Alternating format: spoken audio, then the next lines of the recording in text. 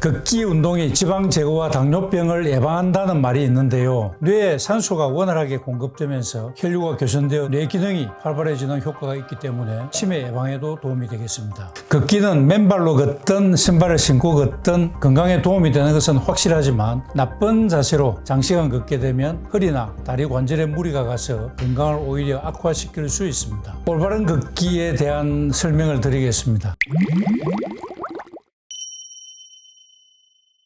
건강한 노후를 위해 운동은 매우 중요한 요소입니다. 근력, 유연성, 심폐지구력, 정신건강을 향상시키는 운동은 노화로 인한 건강 문제를 예방하고 개선하는 데 도움을 줄 수 있습니다. 따라서 시니어들은 건강한 노후를 위해 운동을 통해 자신의 삶의 질을 향상시키는 것을 잊지 말아야 합니다. 하루에 일정량 걷기만 해도 건강에 도움이 된다는 놀라운 결과가 있는데요. 하버드대 공중보건대학 연구팀이 평균 72세 여성 1만여 명을 4년 동안 추적 조사한 결과 하루 평균 걸음수와 사망률 사이의 관계를 분석했습니다. 조사 결과 하루 약 2,700보를 걷는 하위 15% 여성보다 하루 약 4,400보, 5,900보, 8,400보를 걷는 여성은 사망률이 각각 41%, 46%, 58% 낮았습니다. 하루 약 7,500보 이상부터는 걸음수가 늘어나도 사망률이 크게 줄지는 않았습니다. 이 연구는 하루 1만 보를 걸어야 건강하다는 잘못된 인식을 깨뜨리고 노인의 경우 걷는 양이 과도하게 많지 않아도 건강에 도움이 될 수 있다는 사실을 알려줍니다. 따라서 하루에 4,400보 정도 걷는 것이 노년층의 건강에 도움이 될 수 있고 무리하지 않고 꾸준한 걷기 습관을 유지하는 것이 중요합니다. 걷기는 뇌 건강까지 챙길 수 있는 좋은 예방 방법 중 하나입니다.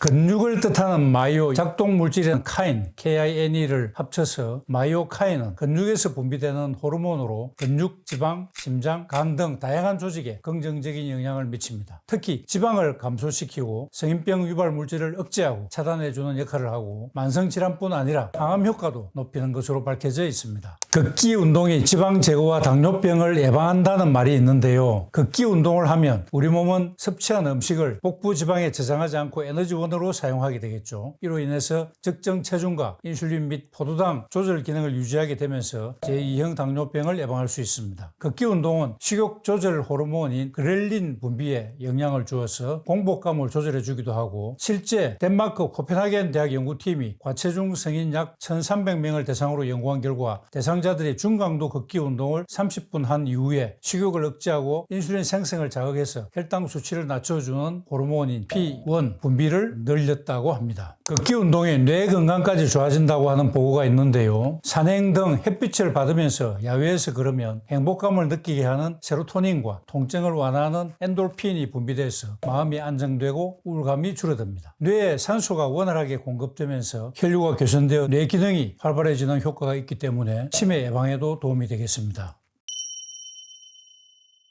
일반 걷기보다 맨발 걷기가 더 효과가 좋은데요. 맨발 걷기는 그냥 신발을 신고 하는 운동보다 2배의 효과가 있습니다. 인간의 발은 맨발로 활동하는 것에 맞게 발달했고 발의 구조와 감각신경이 잘 발달한다고 알려져 있습니다. 맨발 걷기는 지구의 기운, 즉 음이온을 받아서 활성산소를 중화시켜주기 때문에 항산화 효과를 얻을 수 있습니다. 발바닥의 온포간 부분, 즉 발바닥 아치를 흙이 받쳐주기 때문에 생리적인 형태를 유지해줘서 발의 건강에 유익합니다. 발바닥에는 우리 몸 전신으로 가는 경혈점들이 모여있기 때문에 맨발 걷기를 통해 발바닥의 지압 효과로 전신을 자극하는 효과를 얻을 수도 있습니다. 맨발 걷기의 효능은 염증을 낮춰주고 심혈관 건강을 정진시키고 만성 통증에 도움이 되고 편안한 숙면을 돕고 마지막으로 활성산소를 감소시켜 줍니다. 지구의 기운, 즉 음이온을 얻기 위해서는 지구의 기운을 효과적으로 받을 수 있는 성질이어야 하는데 흙은 음이온 전달이 잘 되고 특히 황토길이 더욱 좋은 것으로 알려져 있습니다. 바닥에 습기가 있으면 전기 전달이 잘 되기 때문에 비온 뒤나 바닷물에 젖은 해변을 걸으면 더욱 효과적입니다. 초등학교의 운동장이나 일반 산길은 음이온이 잘 전달될 수 있습니다. 그렇지만 아스팔트나 돌이 많은 지형은 전기가 잘 통하지 않기 때문에 음이온 전달이 잘 안 된다고 하겠습니다.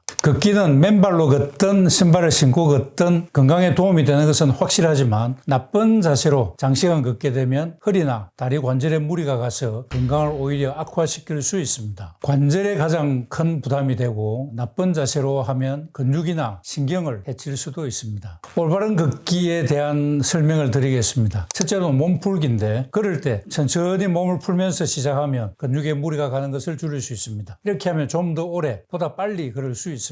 걷기를 시작할 때 5분에서 10분 정도는 천천히 걸으면서 몸을 풀어주는 것이 좋겠습니다. 그 다음에 근육 풀기와 준비 운동인데 바쁠 때는 다리만 풀고 걸어가면서 상체를 풀어도 되는데 원칙적으로는 상체와 하체 온몸을 스트레칭하고 시작하는 것이 좋겠습니다. 몸 풀기로 다음 동작을 각각 30초 동안 해보시기 바랍니다. 양쪽 발목 돌리기, 다리 흔들기, 엉덩이 또는 다리를 천천히 돌려주기, 팔 돌리기, 제자리 걷기, 앞뒤로 다리 흔들기 5분에서 10분 정도 해주는 것이 좋겠습니다. 걷기 운동을 마무리할 때도 마찬가지로 마지막 5분에서 10분 정도는 천천히 걸으면서 쿨다운하고 부드럽게 근육을 스트레치 해주시면 좋겠습니다. 적절하게 몸을 풀어주시면 삐끗하는 등의 부상을 방지할 수 있습니다. 그 다음 두 번째로는 걷는 자세 개선인데 걷기 운동을 할 때는 의도적으로 내딛고 자세에 신경을 쓰셔야 합니다. 몸을 바르게 세우는 것이 중요하고 걷는 동안 4 내지 6m 전방을 봐야 되고 머리를 들고 앞을 보면서 걸어야 합니다. 걷는 동안 너무 자주 내려다보면 목에 무리가 갈 수 있습니다. 목, 어깨, 허리에 긴장을 풉니다. 걷는 동안 자세를 똑바로 해야 하지만 너무 경직되어서도 안 됩니다. 팔을 흔들어주고 편하다면 팔꿈치를 살짝 구부린 자세도 좋습니다. 배 근육에 힘을 주고 허리가 앞이나 뒤로 휘지 않게 해줘야 합니다. 그 다음 세 번째로 발꿈치가 먼저 지면에 닿게 걸어야 합니다. 걸을 때 발을 앞으로 내디뎌야 합니다. 발꿈치가 먼저 지면에 닿고 발을 앞으로 내리면서 무게중심을 발가락 쪽으로 이동시킵니다. 이때 다른 쪽 발은 발꿈치를 올리고 엄지발가락이 지면에 닿으며 밀어줍니다. 똑같은 과정을 반복하면 됩니다. 걷기는 달리기와 다릅니다. 두 발이 동시에 지면에서 완전히 떨어져서는 안 됩니다. 편안한 걸음걸이를 찾고 발꿈치에서 발가락으로 움직이고 지속적으로 발을 굴려주는 흐름을 놓쳤다면 잠시 속도를 줄여야 합니다. 네 번째로 엉덩이 또는 햄스트링이 긴장되어 있는 경우는 다리를 쭉 펴는 것이 좋습니다. 앉아있는 시간이 많은 사람은 걸을 때 무릎을 항상 굽히는 경향이 있습니다. 대개 엉덩이 굴근과 햄스트링이 너무 긴장되어 있다는 것을 의미합니다. 따라서 걷는 동안 의식적으로 다리를 펴는 노력이 필요하겠습니다. 이 네 가지를 잘 지키면 좋겠습니다.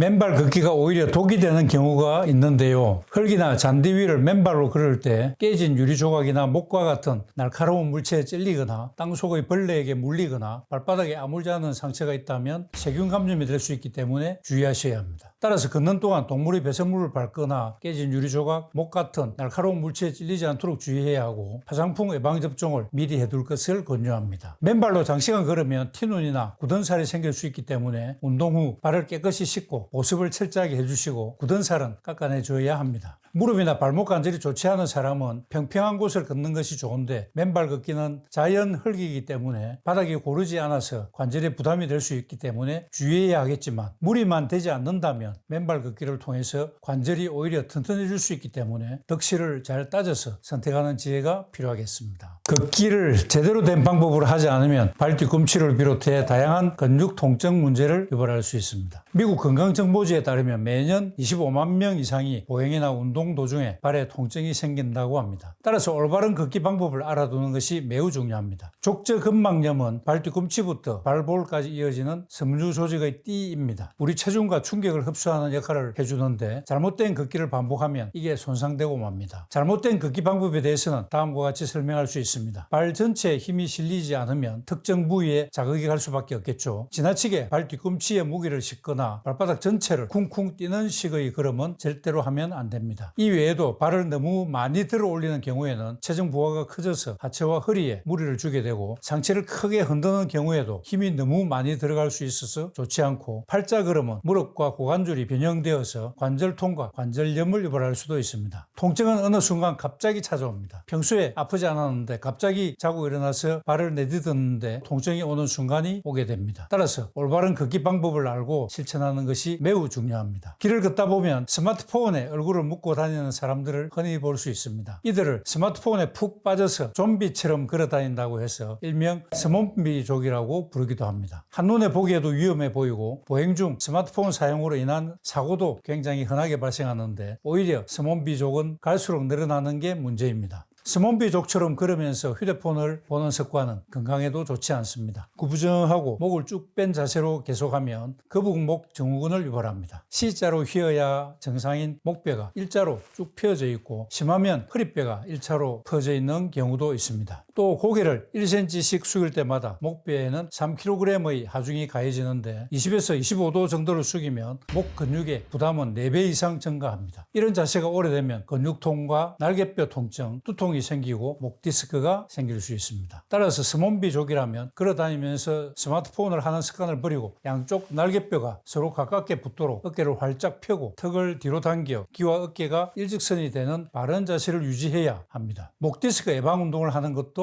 도움이 되겠습니다.